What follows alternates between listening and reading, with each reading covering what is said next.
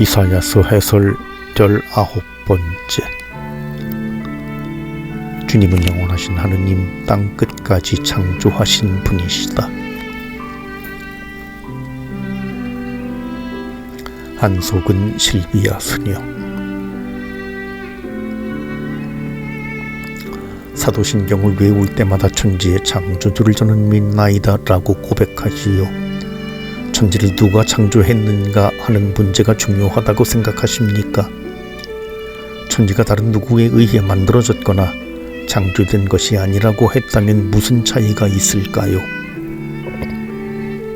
이 질문 때문에 머리가 혼란스러운 분들께는 처방약으로 다른 질문을 드리겠습니다.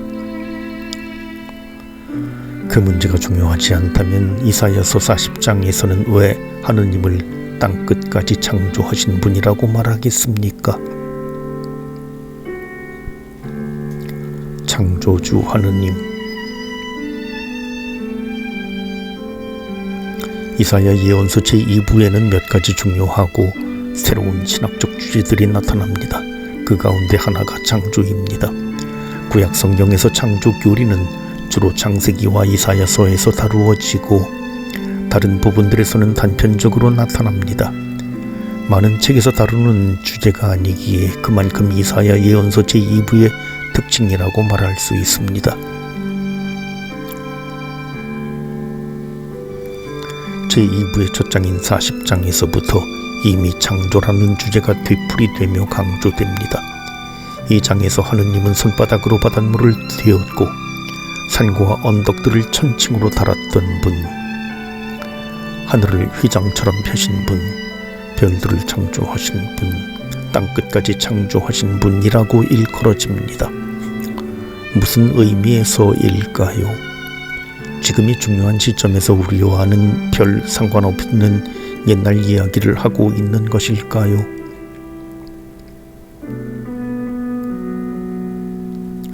요나서의 마지막 장면이 떠오릅니다. 너는 내가 수고하지도 않고 키우지도 않았으며 이 아주까리를 그토록 동정하는구나. 그런데 이 커다란 성읍 니네베를 내가 어찌 동정하지 않을 수 있겠느냐. 요나는 아주까리가 말라버리자 하느님께 화가 나서 죽을 지경이라고 합니다. 그가 아주까리를 심어 키운 사람이었다면 훨씬 더 안타까워했겠지요. 더 나아가서 왼쪽과 오른쪽을 가릴 줄을 모르는 니네베의 수많은 사람을 만드시고 돌보신 하느님은 그들을 아낄 수밖에 없으실 것입니다. 그분께는 그들 모두가 소중하고 그들이 어떤 잘못을 했더라도 그들을 잃고 싶지 않으셨을 것입니다. 그러면 이제 이사야서를 읽는 이들에게로 돌아가 봅시다. 다윗 왕조가 무너지고 성전이 불타 없어지고 바빌론의 유배를 간 지도 한 세대가 지났습니다. 곧 돌아가리라고 생각했었는데 이제는 희망이 보이지 않습니다. 버려진 아이처럼 아무도 우리의 처지를 돌아보지 않는 것처럼 느껴집니다. 나의 길은 주님께 숨겨져 있고 나의 권리는 나의 하느님께서 못 보신 채 없어져 버린다. 멀리 유배지에 가 있으니 더욱 외롭습니다. 먼 이국 땅에서 수십 년째 살고 있는데 하느님으로부터는 아무 소식이 들리지 않습니다.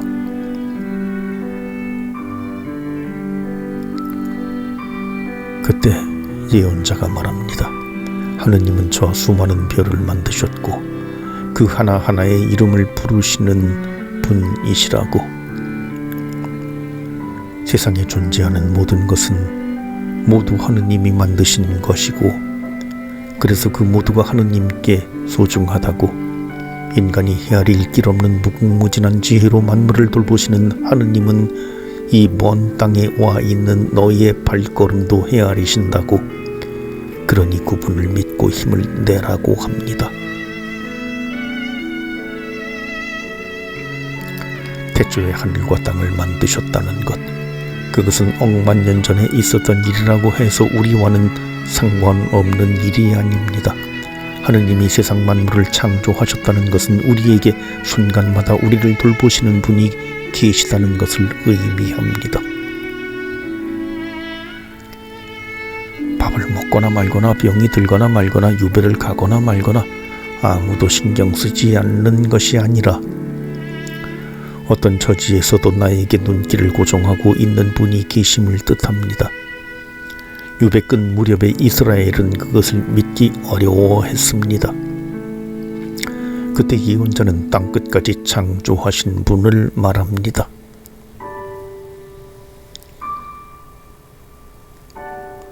유일하신 하느님.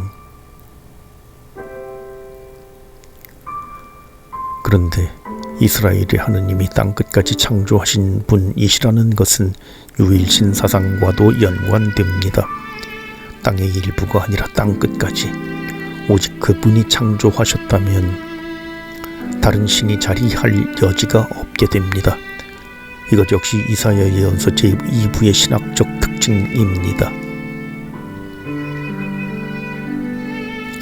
구약시대에 이스라엘에 처음부터 유일신 신앙이 있었던 것은 아닙니다.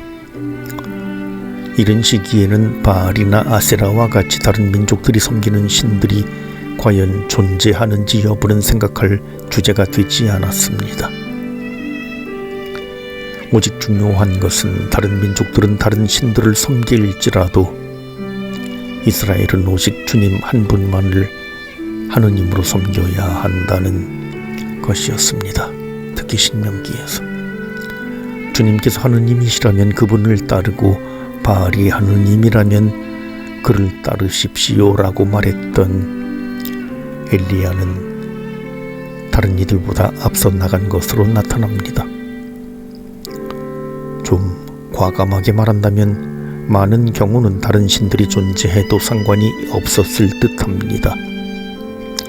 이스라엘이 그들에게 마음을 주지 않으면 되는 것이었습니다. 이스라엘이 다른 신들을 섬겼다면 주님은 질투하셨겠지요. 그런데 바빌론 유배를 겪던 시기에 엄밀한 의미의 유일신 신앙이 확립됩니다. 나는 처음이며 나는 마지막이다. 나 말고 다른 신은 없다는 것을 분명하게 주장하게 되는 것입니다. 다른 신들이라는 것은 아예 존재하지 않기에 그들은 질투의 대상이라기보다 조롱의 대상이 됩니다. 어떤 단락에서는 우상을 만드는 사람들의 어리석음을 묘사합니다. 사람들은 나무를 베어서 일부는 잘라 불을 피워 고기를 굽고 그 나머지 토막으로 신을 만듭니다. 그러니 그들이 신이라고 하는 것들은 고기 굽는 장작이나 다를 것이 없습니다. 그 신들은 사람들이 어깨에 메고 다녀야 하지만 이스라엘의 하느님은 당신 백성을 안고 다니십니다. 우상이란 사람들이 필요에 따라 자기 손으로 만든 것일 뿐 아무것도 하지 못합니다.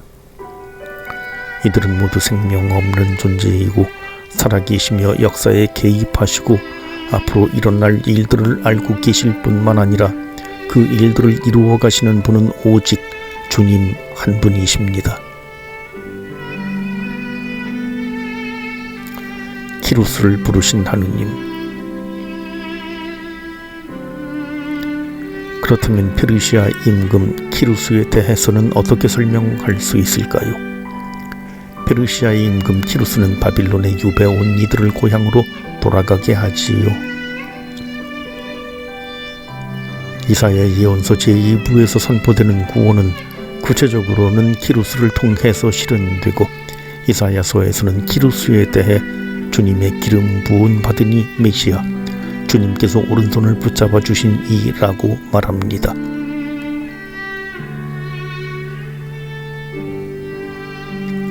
매우 생소한 일입니다. 이스라엘의 구원이 이방인에 의해 이루어집니다. 주님께서 모세나 판관들처럼 당신 백성 가운데에서 그 백성을 구원으로 이끌 사람을 불러일으키시는 것이 아니라 전혀 엉뚱한 페르시아 사람이 바빌론을 멸망시키고 이스라엘에게 살 길을 열어줍니다.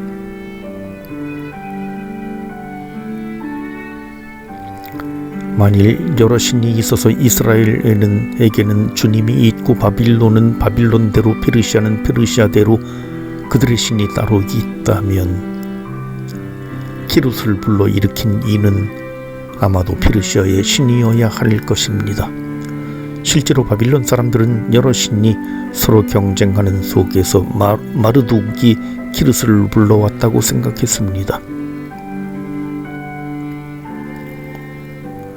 바빌론의 마지막 임금이었던 나보니두스가 마르둑을 숭배하지 않고 다른 신을 섬겼기에 마르둑이 그를 불러와 나보니두스를 멸망하게 했다는 것이었습니다. 그러나 제2 이사야서는 키루스의 등장 역시 유일한 하느님이신 이스라엘의 하느님의 업적이라고 선언합니다. 내가 북쪽에서 한 사람을 일으키니 그가 왔다. 나는 해 뜨는 곳에서 그를 지명하여 불렀다. 키루스가 주님을 알지 못했다 하더라도 그를 당신 도구로 택하신 분은 그분이실 수밖에 없습니다. 다른 신이란 없기 때문입니다. 이사야 예언서 제2부에서 창조신앙과 유일신신앙은 결국 같은 내용을 담고 있습니다.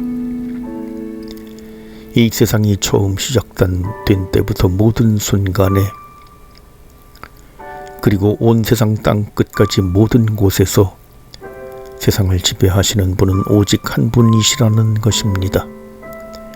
유배지에서 긴 시간을 살아오면서 하느님이 나를 잊으셨다고 생각하는 이스라엘에게 예언자는 이 세상 어느 구석도 그 하느님의 통치를 벗어난 곳은 없다고 말합니다.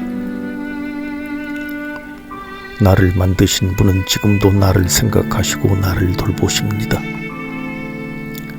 그러나 이제 야곱아 너를 창조하신 분, 이스라엘아 너를 빚어 만드신 분, 주님께서 이렇게 말씀하신다. 내가 너를 구원하였으니 두려워하지 마라. 내가 너를 지명하여 불렀으니 너는 나의 것이다.